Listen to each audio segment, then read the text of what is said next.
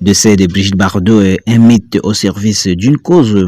Morte ce dimanche à l'âge de 91 ans, Brigitte Bardot était devenue en un seul film le sex symbole planétaire des années 1950-1960. La star, qui n'en a toujours fait qu'à sa tête, s'était détournée brutalement. Disparue aujourd'hui à l'âge de 91 ans, Brigitte Bardot avait depuis longtemps tourné la page du cinéma d'une carrière qui fut moins météorique et futile qu'on ne le pense au grand écran. 46 films, star planétaire capable de provoquer des émeutes au summum de sa gloire dans les années 60. Elle avait tourné le dos à la caméra en 1973 et s'était depuis consacrée à la défense des animaux. Issue de la grande bourgeoisie parisienne, père industriel, mère passionnée de mode, Brigitte Bardot débute comme mannequin chez elle de l'âge de 10 ans pour présenter la collection Junior, alors qu'elle suit parallèlement des cours de danse au Conservatoire de Paris. Repérée à la fois pour sa plastique parfaite et son caractère déjà bien trempé, elle est approchée par le metteur en scène Marc Allégret et son assistant, un certain Roger Vadim, qui tombe instantanément amoureux d'elle et vice-versa. La jeune fille a déjà fait quelques apparitions dans de petits rôles lorsqu'elle épouse Roger Vadim en décembre. La carrière de la future superstar bascule 3 ans et demi plus tard lorsque sort Et Dieu créa la femme.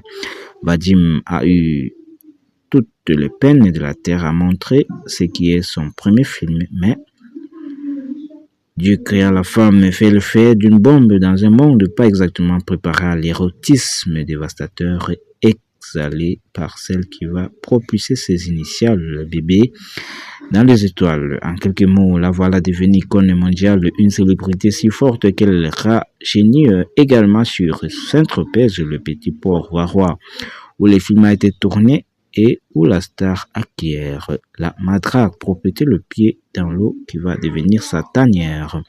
Dès lors, les scénarios affluent, mais à 24 ans, l'actrice désormais la mieux payée de France ne se précipite pas et refuse systématiquement de céder aux multiples offres venues de l'étranger. Hormis une fois dans sa carrière pour l'oubli, Yable Chalako Edwards Mistrip avec Sean Connery. Elle ne sera d'ailleurs dirigée que par des metteurs en scène français ou francophones.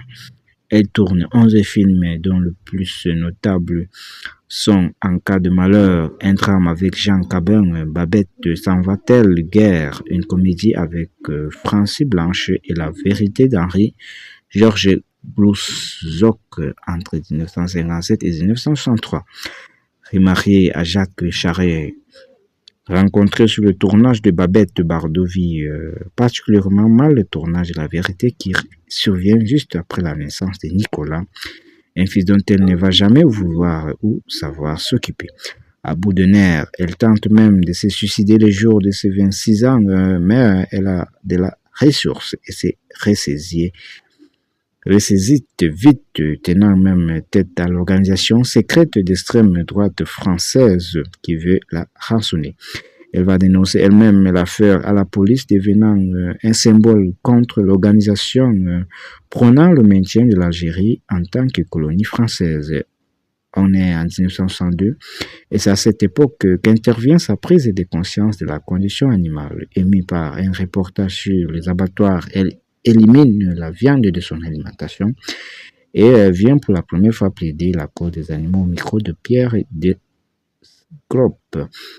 L'année 1963 est marquée par le mépris où son éclatante beauté illumine le chef-d'œuvre de Jean-Luc Godard, un film devenu culte mais qui n'est reçu qu'un accueil mitigé à sa sortie. Elle aurait pu marquer un tournant vers une carrière plus sélective, mais ni Brigitte Bardot ni Jean-Luc Godard ne trouveront la même grâce ni la même force aux grands écrans qu'à travers cette tragédie moderne tournée dans l'azur de la côte amalfitaine. Après la cinéaste suisse Bibi flirte pourtant à nouveau avec la nouvelle vague pour Viva Maria et de Louise Mal, aux côtés de Jeanne Moreau. un film dont elle assure en contre-cœur la promo aux États-Unis en 1963, mais qui assoit encore un peu plus son statut de sex symbole outre-Atlantique.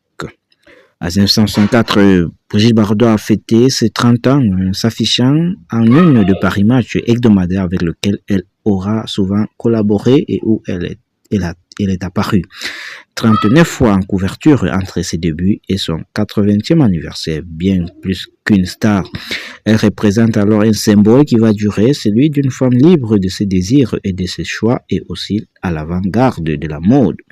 Tour à tour, un génie pick-up sex symbol Amazon ou hippie avec sa moue boudeuse, ses yeux de biche et son abondante chevelure blonde. Souvent imitée, jamais égalée, elle correspond à un absolu qui fait fantasmer les hommes et dont veulent s'inspirer les femmes. John et moi étions excités par Brigitte Bardot quand nous étions adolescents, résumait l'ex-Beatles Paul McCartney. Elle était stupéfiante et française. Pour nous, Brigitte, avec ses longs cheveux blancs, sa silhouette inouïe et ses petites lèvres poudreuses, représentait la beauté féminine absolue. Dotée de talents limités dans ces domaines, mais jamais en reste pour s'amuser, elle laisse opérer son charme et sa scansion si particulière de fausse ingénue. C'est évidemment sa collaboration avec Serge Gainsbourg qui reste à la postérité, collaboration artistique doublée d'une idylle aussi brève que fulgurante. Elle est alors en rupture avec Günter Sack, son troisième mari. Liaison abondamment commentée par un Gainsbourg qui ne s'en remettra jamais totalement. Cela nous a laissé entre autres. Alors, à l'approche de la quarantaine, Brigitte n'en peut plus d'être Bardot. Elle offre une dernière fois son corps dénudé aux caméras de Vadim, puis de Nina, très bonne et très joyeuse de Colino trousse chemise, de film sans envergure. Clap de fin, on ne verra plus Brigitte Bardot à l'écran, j'arrête le cinéma, c'est fini. Ses premiers combats va s'avérer un succès puisque le 15 mars 1977, alors président Valéry Giscard d'Estaing interdit l'importation de peau de phoque en France. Alors, elle rebondit en criant grâce à la revente de biens personnels, la Fondation Brigitte Bardot, un organe de lobbying et de protection des animaux qui comptait 70 000 membres en 2013. Cette même année, Brigitte Bardot épouse Bernard Hormal. En 1992, un industriel proche du leader du Front National, Jean-Marie Le Pen. Bien qu'elle se défende d'être d'extrême droite, elle a cependant reconnu avoir plusieurs fois voté Front National, l'ancêtre de l'actuel Rassemblement National. Brigitte Bardot va défrayer la chronique à de nombreuses reprises pour des déclarations à l'emporte-pièce sur les homosexuels, les hommes politiques, les musulmans ou les enseignants. Elle est d'ailleurs plusieurs fois condamnée pour incitation à la haine raciale après des sorties malvenues sur l'islam et Aït el-Kébir.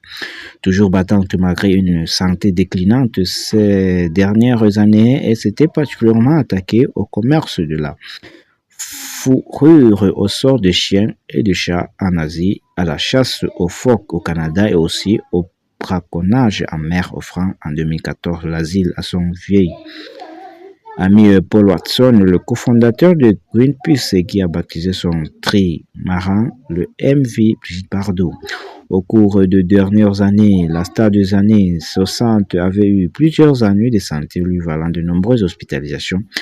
En novembre, Varmatin avait affirmé que la star de 91 ans était hospitalisée à Toulon. Alors, en mai dernier, dans une interview à BFM TV, elle avait assuré vivre comme une fermière entourée de ses moutons, ses cochons, ses chiens, ses chats, son âne et sa ponette et ne posséder ni portable ni ordinateur. Disparue aujourd'hui à l'âge de 91 ans, celle qui fut la première actrice à prêter ses traits à la Marianne républicaine aura finalement donné raison à la